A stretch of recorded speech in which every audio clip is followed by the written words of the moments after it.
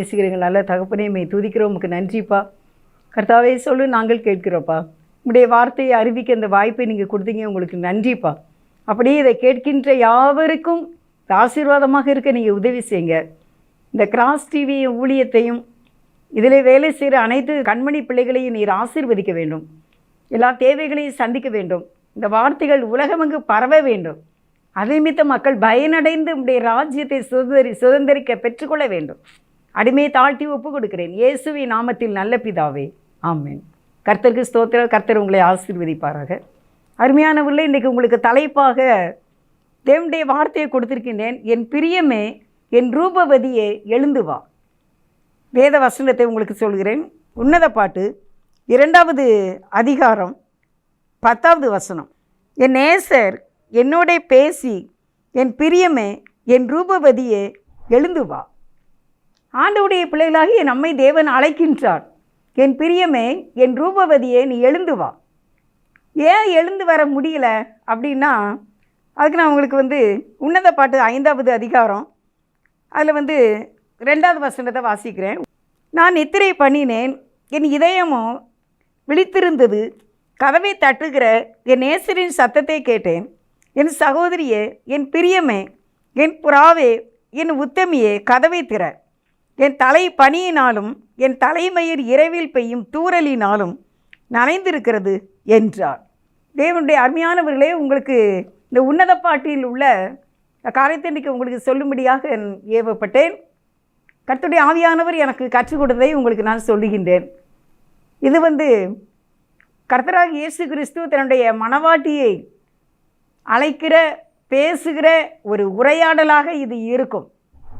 நீங்கள் உன்னத பாட்டு 1வது அதிகாரத்தில் இருந்து கடைசி வரைக்கும் நீங்கள் வாசித்து பார்த்தீங்கன்னா, ஒரு மணவாளனும் ஒரு மணவாட்டியும் எப்படி தங்களுடைய அன்பை பகிர்ந்து கொள்கின்றார்கள், எப்படி மணவாட்டி இருக்க வேண்டும், மணவாளன் எப்படி தன்னை நேசிக்க வேண்டும் என்று மணவாட்டியும் விரும்புகிறதான ஒரு வேத பகுதி தான் இந்த உன்னத பாட்டு.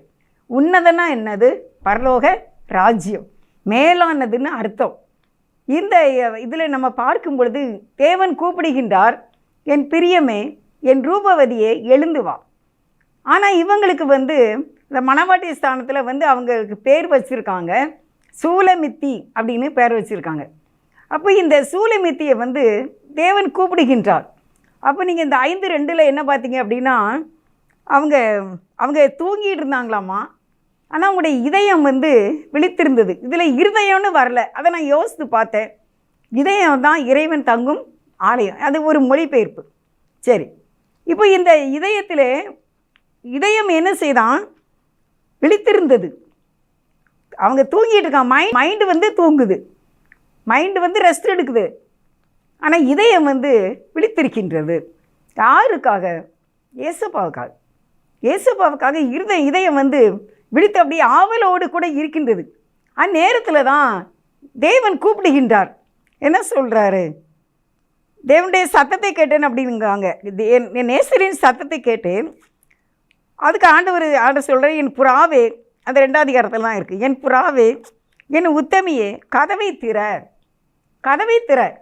நீ இதயத்துக்குள்ளே பேசிகிட்டு இருக்க, என்ன தேடுற, உன் இருதயம் விழித்திருக்கிறது. ஆனால் நீ என்ன செய்யலை? கதவை திறக்கலை. கதவை திறந்தால் தானே யாரும் உள்ளே வர முடியும். நம்ம யார் வீட்டுக்கு போனாலும் வாங்கன்னு அவங்க கதவை திறந்து நம்மளை உள்ளே வரவேற்றால் தான் அந்த வீட்டுக்குள்ளேயே நம்ம என்ன செய்ய முடியும், போக முடியும். நினச்சிக்கிட்டே இருந்தாலும் சரி, பேசிக்கிட்டே இருக்கேன், உங்களை தான் நினச்சிக்கிட்டே இருந்தேன் அப்படின்னாலும் கதவை திறந்து உள்ளே வாருங்கள் என்று உட்கார வைத்தால் தான் அது உண்மையான அன்பாக மாறுகிறது. அதே போல தான் தேவன் கேட்கின்றார், என் பிரியமே, என் புறாவை, என் உத்தமியே, நீ கதவை தர. ஆனால் இந்த அம்மா என்ன சொல்கிறாங்க? அந்த சூலமித்திங்கிறவங்க அவங்க என்ன சொல்கிறாங்க அப்படின்னா, 3வது வசனத்தில் இருக்குது.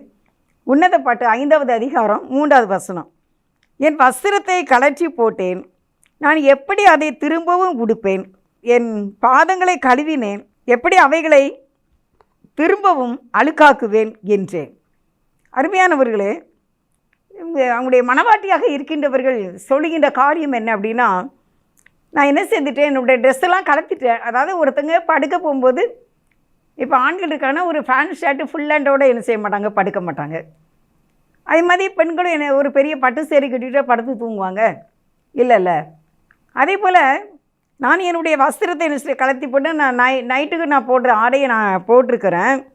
நான் எப்படி இன்னும் நான் உங்களை சந்திக்கிறதுக்குரிய ஆடையை நான் எப்படி திரும்பவும் நான் உடுக்க முடியும்? என் காலெல்லாம் நான் கழுவிட்டு படுத்திருக்கிறேன். இவன் எப்படி நான் அதை அழுக்காக்குவேன் அப்படின்னு சொல்கிறாங்க. இதில் உங்களுக்கு என்ன அர்த்தம் உங்களுக்கு புரியுது அப்படின்னா, ஒரு சோம்பலான ஒரு காரியம். ஆண்டவர் நீ எழுந்து வா, நம்ம ஜெபம் பண்ணணும்னு கூப்பிடுறாரு. நான் உனக்கு நிறைய ஆலோசனைகளை கொடுக்க வேண்டியது இருக்கிறது அப்படின்னு சொல்கிறாரு. நான் உனக்கு நிறைய வாக்குத்தத்தங்களை கொடுக்க வேண்டியது இருக்கிறது, உன்னோடு பேச வேண்டும், உன்னுடைய ஜெபங்களையெல்லாம் நான் கேட்க வேண்டும். நீ கதவை தர, நீ எழுந்து வா, என் பிரியமே, என் ரூபவதியே, நீ எழுந்து வா அப்படின்னா அப்படியே மனவாட்டி சொல்கிறாங்க. நான் எப்படி இதெல்லாம் செய்ய முடியும்? ட்ரெஸ்ஸுலாம் கலத்தியாச்சு, காலெல்லாம் கழுவியாச்சு, கழுவிட்டு படுக்கவும் செய்தாச்சு. எப்படி நான் திருப்பி இனிமேல் நான் அதை இன்னொரு ஆடையை நான் அணிந்து திருப்பி என் காலை நான் எப்படி அழுக்காக்க, எப்படி தான் எழுந்து கதவை திறக்க அப்படின்னு சொல்கிறாங்க. இது எனக்கு ஆண்டவர் கற்றுக் கொடுத்து என்ன அப்படின்னா, ஜெபிக்க ஆண்டவர் நம்மை தூண்டுகின்றார், வேதத்தை வாசிக்கும்படி நம்மை எழுப்புகின்றார், ஊழியம் செய்வதற்கு நம்மை அழைக்கின்றார். ஆனால் நம்மகிட்ட இருந்து வர்ற பதில் என்ன அப்படின்னா, ஒரு சோம்பலான வார்த்தை. என்னால் இது முடியாது, என்னால் எப்படி இது முடியும், எனக்கு நான் அந்த தகுதி இருக்குதா, ஊழியம் செய்யக்கூடிய தகுதி எனக்கு இருக்குதா, எனக்கு பேச தெரியாது, எனக்கு ஜெபம் பண்ண தெரியாது, நான் தனியாக எங்கேயுமே போக மாட்டேன், எதுக்கு ஆலயத்துக்கு வரல, தனியாக எனக்கு வர முடியாது, எதுக்கு ஜெபக்கூடத்துக்கு வரல, தனியாக எனக்கு வர முடியாது அப்படின்னு சொல்லி சோம்பலான வார்த்தையை சொல்லி கொண்டு இருக்கின்ற இந்த பெண்ணை நம்ம இங்கே பார்க்கின்றோம். அருமையானவர்களே, ஆண்டவருக்கு பிரியமாக நம்ம வாழ வேண்டும் என்றால் ஒரு உற்சாகத்தின் ஆவி நம்மிலே காணப்பட வேண்டும். நான் சபைகளிலே பார்க்கின்றேன், உங்களுடைய வாலிப பிள்ளைகள் யூத் மீட்டிங்கில் நாங்கள் பார்க்குறோம். சில பிள்ளைங்கள் அமைதியாகவே இருப்பாங்க, உற்சாகமாக பாட்டு படிக்க மாட்டாங்க, உற்சாகமாக வேதத்தை வாசிக்க மாட்டார்கள். ஆனால் சில பிள்ளைங்கள் ஆவலோடு இருப்பார்கள், நிமிதாக்கில் இருந்து கேட்பாங்க, செய்தி கொடுக்குறவங்களை பார்த்துக்கிட்டே இருப்பாங்க, பாடல்களை உற்சாகமாக பாடுவார்கள், முன்னால் ஆராதனை நடத்துகள் என்றால் ஓடி ஆராதனை நடத்துவார்கள், ஆக்டிவாக இருப்பாங்க, சோம்பலி இருக்க மாட்டாங்க இயேசுவுடைய காரியத்தில். அப்படிப்பட்டவங்க வித்தியாசமாக இருப்பாங்க. அவங்கள இயேசு தனக்கு உண்மையான மணவாட்டியாக பரலோக ராஜ்யத்தில் தன்னோடு கூட உட்காரும்படி வைத்து கொள்வார். சோம்பலான வாழ்க்கை ஆவிக்குரிய வாழ்க்கையில் இருக்கவே கூடாது, இருக்கவே கூடாது. இயேசுவை காண்டி துடியாக நம்ம இருக்க வேண்டும், துடியாக இருக்க வேண்டும், வேகமாக இருக்க வேண்டும், அவசரமாக இருக்க வேண்டும். ஆலயத்துக்கு செல்வதிலும் எல்லா காரியங்களிலும் ஒரு துடிப்பாக இருக்க வேண்டும். ஆண்டவர் தனித்து உறவாடும்படி சூலமித்தியை அழைக்கின்றார், மணவாட்டியை அழைக்கின்றார். ஆனால் அவங்க சொல்கிறாங்க, என்னால் இதெல்லாம் இப்போ முடியாது, நான் படுத்துட்டேன் அப்படிங்கிறாங்க. நிர்விசாரமான வாழ்க்கை இது குறிக்கின்றது. ஒழுங்கான வேத வாசிப்பு இல்லைன்னு மன்னிப்பு கேட்குறீங்க, ஒழுங்காக ஜெபம் செய்யலைன்னு மன்னிப்பு கேட்குறீங்க, ஒழுங்காக சண்டே சர்வீஸு போகலைன்னு மன்னிப்பு கேட்டிருக்கீங்க, ஒழுங்காக திருவிருந்திலே பங்கு கொள்ளவில்லை என்று மன்னிப்பு கேட்குறீங்க. இனிமேல் இதையெல்லாம் செய்யாமல், இனிமேலாம் இப்படிப்பட்ட பாவரிக்கை இல்லாமல் நம்ம செய்து விட வேண்டும். நம்ம ஆண்டவருக்காக ஒரு ஆக்டிவாக இருக்க வேண்டும், அவருக்காக சுறுசுறுப்பாக இருக்க வேண்டும். உன்னத பாட்டு 5வது அதிகாரம் 4வது வசனம். என் நேசர் தமது கையை கதவு துவாரத்தின் வழியாய் நீட்டினார், அப்பொழுது என் உள்ளம் அவர் நிமித்தம் பொங்கினது. நேசர் என்ன செய்கிறாரு? எழுந்திருக்கலை, கதவை திறக்கலை. அதனால் கதவு திறக்கக்கூடிய அந்த துவாரத்தின் வழியாக தன்னுடைய விரலை நீட்டுகிறார், கையை நீட்டுகின்றார். அந்த கையை நீட்டும் பொழுது இந்த மணவாட்டியை பார்த்துடுறாங்க. பார்த்த உடனே ஆண்டவருடைய கரம் அங்கே தெரியுது. தெரிஞ்ச உடனே அவனுடைய உள்ளமானது பொங்கிட்டான்.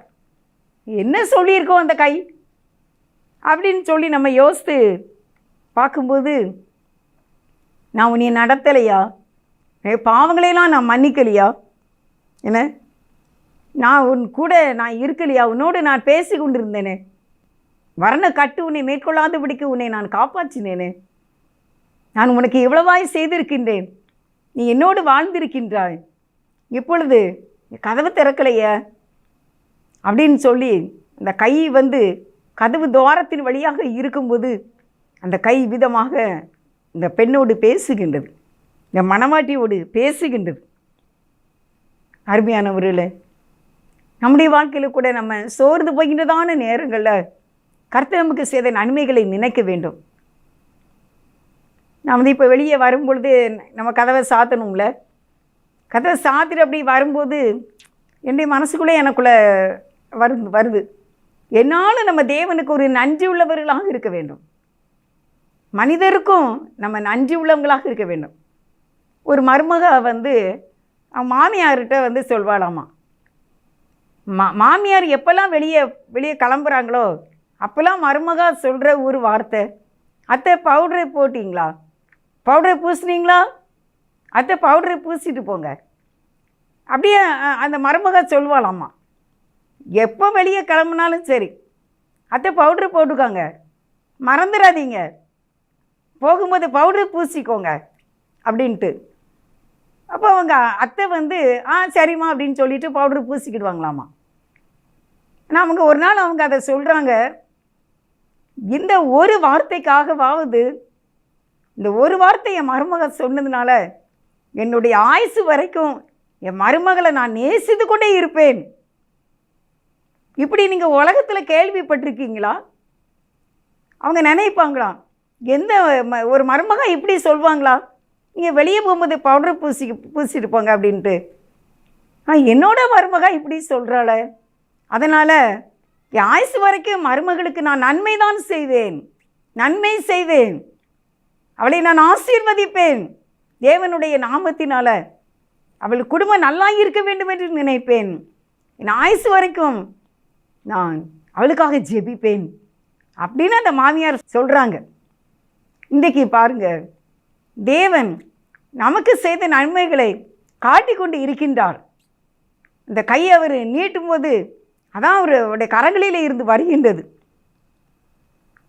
அடுத்த வசனம் வாசிக்கிறேன். உன்னத பாட்டு 5வது அதிகாரம் 5வது வசனம். என் நேசருக்கு கதவை திறக்க நான் எழுந்தேன், பூட்டின கைப்பிடிகளின் மேல் என் கைகள் இருந்து வெள்ளை போலமும் என் விரல்களில் இருந்து வாசனை உள்ள வெள்ளை போலமும் வடிந்தது. அடுத்த வசனம் 6. என் நேசருக்கு கதவை திறந்தேன், என் நேசரோ இல்லை, போய்விட்டார். அவர் சொன்ன வார்த்தையால் என் ஆத்துமா சோர்ந்து போயிற்று. அவரை தேடினேன், அவரை காணவில்லை, அவரை கூப்பிட்டேன், அவர் எனக்கு மறு உத்தரவு கொடுக்கவில்லை. அருமையானவர்களே, கர்த்தர் செய்த நன்மைகளை நினைத்து நன்றி சொல்கிறாங்க. ஆண்டவர் எனக்கு என்னெல்லாம் செய்திருக்காரு, என்னை இவ்வளோ காலமும் என்னை எப்படி காப்பாற்றினாரு, இப்போ நான் எந்திக்கலையே, நான் கதவை திறக்கலையே என்று சொல்லி அவர்கள் உள்ளமானது குமுறுகின்றது. அவரை நான் மறந்து விட்டேனோ, அவரை மறந்துடுவேனோ, நேசரை நான் எப்படி விடுவேன், நான் விடமாட்டேன் என்று அவர்கள் எழுந்து ஓடிப்போய் கதவை திறக்கின்றார்கள். நேசர் இல்லை, நேசர் போய்விட்டார், என் நேசரை காணவில்லை, என் நேசரோ போய்விட்டார். உடனே என் உள்ளமானது சோர்ந்து போயிற்று அப்படின்னு எழுதியிருக்கு. அவர் ஜெபிக்கணும்னு சொல்லும்போது நமக்கு ஜெபிக்க மனசு இல்லை, ஊழியம் செய்ய யார்கிட்டையாவது இயேசு பற்றி சொல்லுன்னா சொல்கிறதுக்கு மனசு இல்லை, எதுக்காவது ஒரு ஏழைகளுக்கு இறங்கணும் உதவி செய்யணும்னு மனசு வரும்போது செய்கிறது இல்லை, ஆலயத்துக்கு போகணுன்னு ஆசை வந்தாலும் போகாமல் வீட்டிலே சும்மா இருக்கிறது, டிவியை பார்த்துக்கிட்டு செல்லை நோண்டிக்கிட்டு லேட்டாக கோயிலுக்கு பரப்புறது, இப்படிலாம் இருந்துச்சு. இப்போ நேசரை தேடுறாங்க, நேசர் போய்விட்டார், என் நேசரை காணவில்லை அப்படின்னு எழுதியிருக்கு. அதனால் என் ஆத்துமா சோர்ந்து போயிட்டு இப்போ என் ஆண்டவரை தேடினேன், என் நேசரோ எனக்கு மறு உத்தரவு கொடுக்கலை அப்படின்னு எழுதியிருக்கு. அருமையானவர்களே, நல்ல தேவன் நம்மோடு பேச வேண்டும். அவர் நம்மோடு பேசிக்கொண்டே இருக்க வேண்டும். இன்னும் ஒரு வசனம் வாசிக்க பாருங்கள், ரொம்ப சூப்பராக இருக்கும். என்னை அதிகமாக கவர்ந்தது 2020-21 நான் கொஞ்சம் சுகவீனமாக இருந்தேன். அந்த நாட்கள் ஆஸ்பத்திரி வீடுமாக நாங்கள் அலைந்து கொண்டிருந்தோம். அந்த நாட்களில் நான் இந்த வசனத்தை வாசித்தேன். நான் ஒரு புக்கு எழுதியிருக்கேன். தேவன் எனக்கு செய்த நன்மைகளை எல்லாம், கொடுத்த வார்த்தைகளை எல்லாம் ஒரு நோட்டில் நான் எழுதி வச்சுருக்கேன். என் மகன் கூட சொன்னான், ஏம்மா இதே ஒரு பெரிய பைபிள் ஆயிரும் போல அப்படின்ட்டு. அப்படியாக கர்த்தர் எனக்கு அந்த நாட்களில் அந்த சுகவீனத்திலே கர்த்தர் பேசிக்கொண்டே இருந்தார். ஒரு நாள் ஒரு வசனம் இல்லை, எப்பவும் பேசிக்கொண்டே தான் இருப்பார், இடைப்பட்டு கொண்டே இருப்பார். பார்த்துக்கோங்க. இப்போ நான் அதை நினைக்கும் பொழுது, ஆண்டவரே உண்மை நான் எங்கே சந்திக்கலாம்? என் பரிசுத்த ஆவியானவரே உண்மை நான் எப்போ நான் பார்க்கலாம்? எப்போ நான் உங்களை பார்க்கணும்? இப்படிலாம் என்னோடு பேசுனீங்களே, எப்படி நான் வார்த்தை கொடுத்தீங்களே. ஒரு நாள் எங்கள் பிள்ளைங்க நாங்கள் எல்லோரும் உட்காந்து சாப்பிட்டுக்கிட்டு இருந்தோம். அப்போ நான் அந்த பலவீனத்தில் தான் இருந்துக்கிட்டு இருக்கேன். அப்பொழுது கர்த்தருடைய வார்த்தை பாருங்கள், பராக்கிரமசாலியே கர்த்தர் உன்னோடு கூட இருக்கிறார். அப்படி அந்த வார்த்தை கதவு பக்கத்தில் நான் இருந்தேன். அந்த வார்த்தை என்னை இடிச்சுக்கிட்டு என் முன்னால் வந்து நின்றுச்சு. பார்த்துக்கோங்க. நான் ஒரு மரணக்கட்டில் தான் நான் இருந்தேன் அந்த நேரம். கர்த்தருடைய வார்த்தை, பராக்கிரமசாலியே கர்த்தர் உன்னோடு இருக்கிறார் அப்படி நியாயாதிபதிகளில் இருக்குது. இந்த வார்த்தை இடிச்சுக்கிட்டு என்கிட்ட வந்துச்சு. நான் சொன்னேன், இயேசுவே நீ ஜீவிக்கிறீரப்பா, நீர் உயிருள்ள கடவுள்ப்பா, நீ நல்லவருப்பா. இன்றைக்கி இவ்வளோ பரிபூர்ண சுகத்தை தந்தது ஆண்டவராக இயேசு கிறிஸ்து தான். அவர் பேசிக்கொண்டே இருந்தார். அப்பொழுது ஒரு நாள் வேதம் படிக்கும் பொழுது இந்த உன்னத பாட்டு 2வது அதிகாரம் 9வது வசனம் என்னை அதிகமாய் கவர்ந்தது. அருமையானவர்களே, என்னென்னு வாசிக்கிறேன். என் நேசர் வெளிமானுக்கும் மறை குட்டிக்கும் ஒப்பாய் இருக்கிறார். இதோ அவர் எங்கள் மதிலுக்கு புறம்பே நின்று பலகனி வழியாய் பார்த்து கிராதியின் வழியாய் தமது மலர்ந்த முகத்தை காண்பிக்கிறார். மதில்னா என்ன? கோட்டை சுவர். மதில்களின் வெளியே, புறம்பேனா வெளியே, கோட்டை சுவருக்கு வெளியே நின்று பலகனி வழியாகனா ஜன்னல், அந்த ஜன்னல்கிட்ட இருக்கிற கிராதின்னு சொல்லுவாங்க. இப்போ எல்லோரும் ஜன்னல் வைக்கிறாங்க, பெரிய இரும்பு கம்பினால் பெரிய ஜன்னல் வச்சிடுறாங்க. அந்த காலத்தில் அந்த சிமெண்ட்டுனாலேயே சின்ன சின்ன ஓட்டைகளாக இருக்கும், பூக்களாகவும் இருக்கும். அதுக்கு பேர் தான் கிராதின்னு சொல்லுவாங்க. அந்த கிராதி வழியாக பார்த்து தமது மலர்ந்த முகத்தை காண்பிக்கிறார். இதை நீங்கள் உங்களுடைய ட்ரீமில் கொண்டு வாங்க, கற்பனையில். ஒரு பெரிய கோட்டை சுவர், அங்கே ஒரு கிராதி இருக்கின்றது. இந்த கிராதியினுடைய பூக்களோ அது டிசைன்ஸோ சின்னதாக தான் இருக்கும், பெருசாலாம் இருக்காது. ஒரு குருவி கூட உள்ளே வர முடியாத அளவுக்கு, காக்காலாம் வர முடியாது, அப்படி சின்னதாக வச்சுருப்பாங்க அந்த கிராதி. எங்கள் வீட்டிலையே இன்னொரு, எங்கள் காம்பவுண்டுக்குள்ளே இன்னொரு வீட்டில் கூட அதே மாதிரி அந்த கிராதி இருக்க, ஒரு குருவி கூட அந்த வீட்டுக்குள்ளே போக முடியாது. அப்படியே ஒரு சின்ன துவாரமாக தான் இருக்கும். அதனால் பூக்கள் இருக்கும். பார்த்துக்கோங்க. அதன் வழியாக அந்த மதில் சுவர், அதிலே ஒரு கிராதி இருக்கின்றது. அங்கே அந்த ஒரு சிறு ஓட்டை வழியாக தேவனாகிய கர்த்தர் தமது மலர்ந்த முகத்தை எனக்கு காண்பிக்கிறார், எனக்கு காண்பிக்கிறார் என்று அந்த சூலமித்தியால் சொன்னாங்க. அதே போல் அந்த நாளிலே தேவன் எனக்கு இந்த வார்த்தையை சொன்னார். கண்களிலே என்ன கண்ணீர் வடிந்து விட்டது. ஏசப்பாவுடைய கிருபையினால், ஆண்டவரே இங்கே இவ்விதமாக என்னை பார்க்கின்றீர்கள், அதிலே நான் எதை பார்க்கின்றேன்?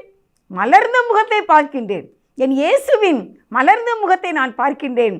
கோபமான முகம் அல்ல, சோர்வான முகம் அல்ல, கண்ணீர் நிறைந்த முகம் அல்ல. என் தேவனின் முகம், என் தேவனின் முகம் மலர்ந்த முகமாக இருந்து என்னை பார்த்தது, என்னை பார்த்தது.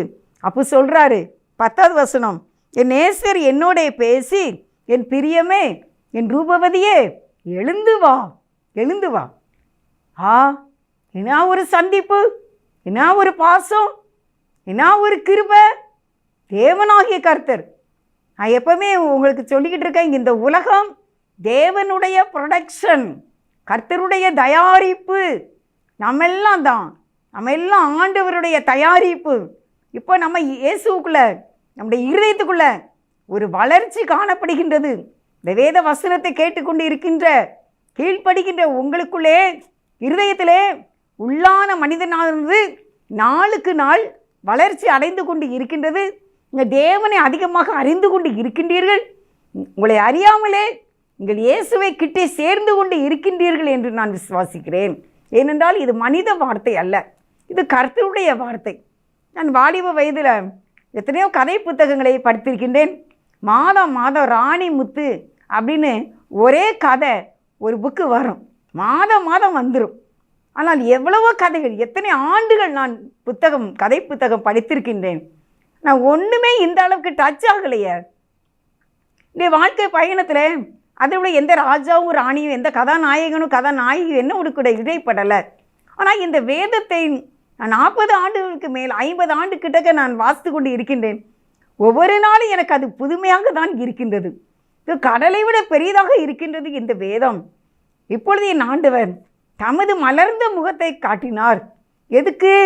என்னை பார்த்து சிரிச்சுக்கோ, என்னை பார்த்து நம்பிக்கோ, என் முகத்தை பார்த்து நீ வாழ்ந்துக்கோ அப்படின்னு சொல்லி அவர் என்னோடு பேசி, என் பிரியமே நீ எழுந்து வா, நீ எழுந்து வா என்றார்.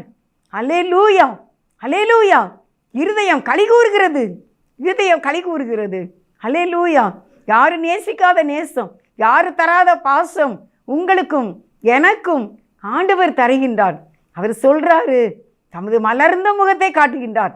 இன்னைக்கு உங்களுக்கு நேராக ஏசப்பா சிரிச்சாக்கில் இருக்காங்க. எதுக்கு சிரிச்சாக்கில் இருக்காங்க? நீ சிரி பார்ப்போம், நீ சிரி பார்ப்போம், நீ கலங்காத, சரியா? நீ மலர்ந்த முகத்தோடு இரு. நீ எதுக்கு துக்கத்துடனே தெரிய வேண்டும்? நீ எதுக்கு கவலையுடனே தெரிய வேண்டும்? என் மலர்ந்த முகத்தை பார் என்று ஆண்டவர் தன்னுடைய மலர்ந்த முகத்தை பார்க்கின்றார். அவர் சர்வாதிகாரிங்க. ஹிட்லரை பற்றி கேள்விப்பட்டிருப்பீங்க. ஹிட்லர் ஒரு சர்வாதிகாரி. இந்த உலகத்தையே தன் பக்கம் கொண்டு வர வேண்டும் என்று அரசாட்சி செய்தவன். கடவுளே இல்லை என்று சொல்லி தன் பெயர் புகழ் வாங்க வேண்டும் என்று சொன்ன லெனினை விட கர்த்தர் பெரியவர், கர்த்தர் பெரியவர். ராஜரீகம் பண்ணுகிறார். 90 சங்கீதம் 1 வசனம், கர்த்தர் ராஜரீகம் பண்ணுகிறார். அந்த தேவன் அவ்வளவு பெரியவர். இந்த களிமண்ணாகிய நம்மை பார்த்து தமது மலர்ந்த முகத்தை காட்டு சொல்றாரு. நீ சிரி பார்க்கலாம், நீ அழக்கூடாது, நீ சந்தோஷமா இருக்கணும், நீ எப்பவும் ஹாப்பியாக தான் இருக்கணும், எப்பவும் நீ ஜாயாக இரு அப்படின்னு சொல்லி ஆண்டவர் நம்மை அழைக்கின்றான். நீ எழுந்து வா, எழுந்து வா, நீ என்கிட்ட வா, நீ மலர்ந்த முகத்தோட வா என்று அருமையானவர்களே அழைக்கின்றார். அருமையானவர்களே, ஒரு குருடனுக்கு ஆண்டவர் சுகம் கொடுத்தாங்க. அந்த குருடன் ஏசப்பா வழியில் போகும்போது தாவீதின் குமாரனே எனக்கு இறங்கும் என்று கூப்பிட்டான். கூப்பிட்டு கொண்டே இருந்தான். எல்லாரும் சத்தம் போட்டாங்க, ஏசப்பாவை கூப்பிடாத, அவர் தூரமாக போயிட்டாரு, ஏன் சத்தம் போடுற என்று எல்லாரும் அதட்டினார்கள். ஆனால் ஏசப்பா அந்த சத்தத்தை கேட்டாங்க. இந்த குருடனும் விடவே இல்லை. எப்படியாவது இயேசுநாதரை பற்றி அவர் அதிசயம் செய்வார் என்று கேள்விப்பட்டு இருக்கின்றேன், அதனால் நான் விடமாட்டேன் அப்படின்னு சொல்லிட்டு ஆண்டவரே தாவீதின் குமாரனே எனக்கு இறங்கும் என்றான். உடனே இயேசு நின்று அவனை கூப்பிட்டார். அவனை அழைத்து கொண்டு வாருங்கள் என்றார். உடனே தன்னுடைய கையில் இருந்த அந்த பாத்திரத்தை தூர எறிந்துவிட்டு தன்னுடைய மேல் வஸ்திரத்தை எறிந்துவிட்டு இயேசுக்கிட்ட ஓடியே போயிட்டான். ஏசப்பா கேட்டாங்க, நான் உனக்கு என்ன செய்யணும் அப்படின்னு கேட்டாங்க. அதுக்கு அவர் சொன்னார், அந்த குருடரு நான் பார்வை அடைய வேண்டும் என்றார். இயேசு உடனே நீ பார்வை அடைவாயாக, உன் விசுவாசத்தின்படியே உனக்கு ஆக கடவுது என்றார். அந்நேரமே அவன் பார்வை அடைந்தான். அல்லேலூயா, அல்லேலூயா. நம்மளை சிரிக்க வச்சு பார்க்குற ஆண்டவருங்க. நம்முடைய மலர்ந்த முகத்தை காட்டி நம்மையும் சிரிக்க வைக்கணும்னு நினைக்கிற ஆண்டவர் தான் என்று அவர் பாதத்திலே நீங்கள் முத்தம் கொடுங்க, நீங்கள் முத்தம் கொடுங்க. அவரை சார்ந்து கொள்ளுங்கள். ஊக்கத்தோடு அவரை நேசிக்க வேண்டும் என்று ஆண்டவர் சொல்கிறார். உங்களுக்கு இருக்கிற சோர்வு இப்பொழுது விலகட்டும். அவர் மலர்ந்த முகத்தோடு உங்கள் பக்கமே நிற்கின்றார். உங்களுடைய கலக்கம் நீங்கட்டும், நீர்விசார வெளியே போட்டும். ஊக்கம் இல்லாத கிறிஸ்தவ வாழ்க்கை வாழக்கூடாது. உயிருள்ள கிறிஸ்தவ வாழ்க்கை வாழணும். இயேசு நமக்குள்ளே இருக்கின்றார். கிறிஸ்தவ வாழ்வு நமக்குள்ளே இருக்கின்றது. நம்ம இதய கதவை இயேசுவுக்கு திறக்க முயற்சி பண்ண வேண்டும். இயேசுவோடு நம்ம என்ன செய்யணும்? வாழ வேண்டும். உன்னதப்பாட்டு 5வது அதிகாரத்தில் 6வது வசனத்தில் இயேசு போய்விட்டார். ஆனால் இந்த அம்மா அதுக்கு பிறகு தேடி அலைகிறாங்க. அது சொல்கிறதுக்குன்னா இனிமேல் எனக்கு என்னுடைய நேரம் முடிகின்றது. அவங்க தேடி அலையும் போது அவங்க எல்லார்கிட்டையும் கேட்குறாங்க, என் இயேசுவை கண்டீர்களா, என் நேசரை காட்டீர்களா, என் நேசர் அழகுள்ளவர் அப்படின்னு சொல்லி அவங்க என்ன செய்கிறாங்க, ஆண்டவரை தேடி அலைகிறாங்க. என் நேசர் என்னுடையவர், நான் அவருடையவள் அப்படி சொல்கிறாங்க. ஆனால் தேவன் அதுக்கு பின்பு அவர் அவங்களுக்கு காட்டுகிறார். எருசலேம் குமாரத்திகளே, என் சிநேகிதரை கண்டீர்களா அப்படின்னு சொல்லி கேட்டு அவர் இயேசுவை அந்த அம்மா சந்திக்கிறாங்க அதுக்கு பிறகு. அதனால் இன்றைக்கு ஆண்டவர் நம்மை பார்த்து அழைக்கின்றார். சோர்வோடு இருக்கீங்களா, நீங்கள் கவலையோடு இருக்கீங்களா, நீங்கள் இயேசுவையே நோக்கி பாருங்கள். இயேசுவோடே சேர்ந்து வாழ ஆசைப்படுங்க. இயேசு கூட இருக்கணும்னு நினைங்க. தனித்திருந்து அவரோடு பேசுங்க. உடைய எல்லா பிரச்சனைக்கும் ஆண்டவர் முடிவு தருவார். உங்களுடைய பலவீனத்தின்றி விடுதலை ஆக்குவார். உடைய பிள்ளைகளுக்கு திருமண காரியத்தை ஆயத்தம் பண்ணி கொடுப்பார். உங்களுடைய கடற்பாறைகள் தீரும். உங்கள் இப்பொழுது இருக்கிற சீரை பார்க்கிலும் இன்னும் நற்சீரை உண்டாகும்படி செய்வார். கடந்ததை நினைத்து கலங்காதே, நடந்ததை மறந்து விடு. கர்த்தர் புதிய காரியம் செய்வார். உங்களுக்கு அதிசயங்களை காண பண்ணுவார். உங்கள் பிள்ளைகளுக்கு திருமண வாழ்வை தருவார். உங்கள் பிள்ளைகளுக்கு வேலை வாய்ப்பை கொடுப்பார். இந்த 10th +1 +2 நல்ல மதிப்பெண்களை கர்த்தர் கண்டிப்பாக தருவார். நல்ல காலேஜ் கிடைக்க கிருபை செய்வார். எல்லா கடன்களையும் அடைத்து தருவார். சொந்த வீடு கட்டுமான பணியை ஆசீர்வதிப்பார். சொந்த ஸ்தலத்தை தருவார். நோயிலிருந்து விடுதலையை தருவார். ஏசப்பா போக்கில வரத்தில் கூட இருப்பார். இரவிலே ஆழ்ந்த தூக்கத்தை கொடுப்பார். உங்கள் பிள்ளைகளை ரட்சிப்பார். குடிக்கிற குடும்பங்களிலே அவருடைய அந்த சகோதரன்களை கர்த்தர் ரட்சிப்பார். வேசிதனம் பண்ணுகிற பெண்களை ரட்சிப்பார். ஆண்களை ரட்சிப்பார். எல்லா மனிதரையும் சந்திப்பார். தம்மடிக்கிறவங்களை ரட்சிப்பார். சீரட்டு ஊதுறவங்களை ரட்சிப்பார். கர்த்தர் நல்லவர். அவரால் கூடாதது எதுவும் இல்லை. தேவனாலே எல்லாம் கூடும். தேவனாலே எல்லாம் கூடும். கர்த்தர் பெரிய காரியங்களை செய்வார். பயப்படாதீங்கள். வியாதி சுகமாகும். தீர்க்காயுசை கொடுக்கிற தேவன் வழி நடத்துவார். முற்றுமுடிய ரட்சிப்பார். பாவம் செய்யாதபடி காப்பார். கடைசி வரைக்கும் உதவி செய்வார். நீங்கள் விழுந்தாலும் எழுந்திருங்கள். தேவன் உங்களோடு இருக்கின்றார். உங்களை ஆசீர்வதிப்பார். God is good all the time. கர்த்தர் நல்லவர். உங்களுடைய நல்ல குழந்தைங்களை கொடுத்திருக்கின்றார். நன்றி சொல்லுங்க. உங்களுக்கு நல்ல கணவனை தந்திருக்கின்றார். நல்ல மனைவியை தந்திருக்கின்றார். வீடு வாசல் தந்திருக்கின்றார். இங்கே எவ்வளவு நன்றி சொல்கிறீங்களோ அவ்வளவு நல்லா இருப்பீங்க. எவ்வளவு தேங்க்ஸ் பண்ணுறீங்களோ அவ்வளவு நல்லா இருப்பீங்க. இங்கே இன்னைக்கு குறைவு இருக்கா? இங்கே ஆண்டருக்கு நன்றி சொல்கிறதுல குறைவு இருக்குது. நன்றி சொல்கிறதுல நீங்கள் குறைவாக இருக்கீங்க. இங்கே நல்லா நன்றி சொல்லி பாருங்கள். இங்கே ரொம்ப நல்லா இருப்பீங்க. ஜெபம் செய்வோம். காட்டு புறாவின் சத்தம் கேட்கிறதே, என் நேசர் என்னை தேடி வருவார் என்று. காண கோயிலின் ராகம் இசைக்கின்றதே, மன்னவர் சிங்காரமாய் வருவார் என்று. வருகை வரை நான் காத்திருப்பேன். என் விழி இரண்டாய் நெஞ்சம் விழித்திருப்பேன். வருகை வரை நான் காத்திருப்பேன். என் விழி இரண்டாய் நெஞ்சம் விழித்திருப்பேன். காட்டு புறாவின் சத்தம் கேட்கிறதே, என் நேசர் என்னை தேடி வருவார் என்று. தாயினும் மேலாய் உந்தன் அன்பு உள்ளதே, தந்தையாக நீர் என்னில் வாழ்கின்றீரே. தாயினும் மேலாய் உந்தன் அன்பு உள்ளதே, தந்தையாக நீர் என்னில் வாழ்கின்றீரே. நீர் எந்த நேசர் தானே, நீர் எந்த நண்பர் தானே, நீர் எந்த நேசர் தானே, நீர் எந்த நண்பர் தானே. என்றென்றும் உந்தன் நண்பை என்னவென்று நான் சொல்லுவேன். வருகை வரை நான் காத்திருப்பேன். என் விழி இரண்டாய் நெஞ்சம் விழித்திருப்பேன். வருகை வரை நான் காத்திருப்பேன். என் விழி இரண்டாய் நெஞ்சம் விழித்திருப்பேன். காட்டு புறாவின் சத்தம் கேட்கிறதே, என் நேசர் என்னை தேடி வருவார் என்று. நேசிக்கிறேங்க நல்ல தகப்பனே, மே துதிக்கிறோம். உமக்கு நன்றிப்பா. இயேசுவே, இந்த நாளிலே ஆண்டவரே, இந்த வார்த்தை கேட்கின்ற உங்களுடைய பிள்ளைகளுக்கு பரிபூர்ண சுகம் தாரும், பலன் தாரும். கடின்மணியை போல காத்துக்கொள்ளுங்க. தீர்க்காயுசை கொடுங்க. மன பயத்தை எடுத்து போட்டுருங்க. பிள்ளைகள் வாழ்க்கை, குடும்ப வாழ்க்கையை ஆசீர்வதிங்க. பிள்ளைகள் எதிர்காலத்தை பொறுப்பிடுங்க. சொத்து பிரச்சனைகளிலே விடுதலையை கொடுங்க. கோர்ட்டு கேஸ்லாம் விடுதலையை தாங்கப்பா. இந்த நாளில் உங்களால் முடியாது எதுவுமே இல்லைப்பா. இன்றைக்கேப்பா, இன்றைக்கு இந்த கோர்ட்டு கேஸ்னு இருக்கிற ஒவ்வொரு சகோதரிக்கும் சகோதரனுக்கும் என் தேவன் ஒரு விடுதலையை தர வேண்டும். இவருடைய தொழில் வாசல்கள் ஆசீர்வதிக்கப்பட வேண்டும். யாருடைய கம்பெனிகள், தனியான பிஸ்னஸ்கள், மாத வருமானம், வார வருமானம், தின கூலி, ஆண்டவரே கையின் பிரயாசங்கள் எல்லாவற்றையும் ஆசீர்வதித்து கொடுங்க. ஆண்டவரே ஸ்தோத்திரம். எது கையெழுத்தாகணுமோ அது கையெழுத்தாகட்டும். எந்தெந்த கடைகள் ஆசீர்வதிக்கப்படணுமோ அந்த கடைகளெல்லாம் ஆசீர்வதிங்கப்பா. ஹோட்டல்களுக்காக ஜெபிக்கிறோம். தூத்துக்குடியில் இருக்கிற தூத்துக்குடி மாவட்டத்தில், இன்னும் எங்களுடைய தமிழ்நாட்டில், எங்களுடைய இந்தியாவில், எங்களுடைய பிரதமர், எங்களுடைய முதலமைச்சர், எல்லா கலெக்டர்ஸ்க்காக, நீதித்துறைக்காக, காவல்துறைக்காக ஜெபிக்கிறோம். தேசத்துக்காக ஜெபிக்கிறோம். திருச்சபைக்காக ஜெபிக்கிறோம். தகப்பனே, உம்முடைய நாமம் மகிமைப்படட்டும். உம்முடைய ராஜ்யம் விரிவாகட்டும். எல்லா சபைகளையும், எல்லா ஊழியக்காரங்களையும் என் தேவன் தாமே ஆசீர்வதிக்க வேண்டும் என்று கெஞ்சுகிறோம். உடைய நாமம் விட்டு மகிமைப்படட்டுப்பா. குறைகள் குற்றங்களையும் மன்னிங்க. இந்த நல்ல செய்தியை தந்தீங்க, உங்களுக்கு ஸ்தோத்திரம் செலுத்துகிறோம். இன்னும் நாங்கள் உமக்கு வைராக்கியமான சாட்சிகளாக இருக்க எங்களுக்கு உதவி செய்யுங்க. யாருக்காகவும் உம்மை நாங்கள் விட்டு கொடுக்கவே கூடாது. நாங்கள் உமக்காக சாட்சியாக நிற்க வேண்டும்.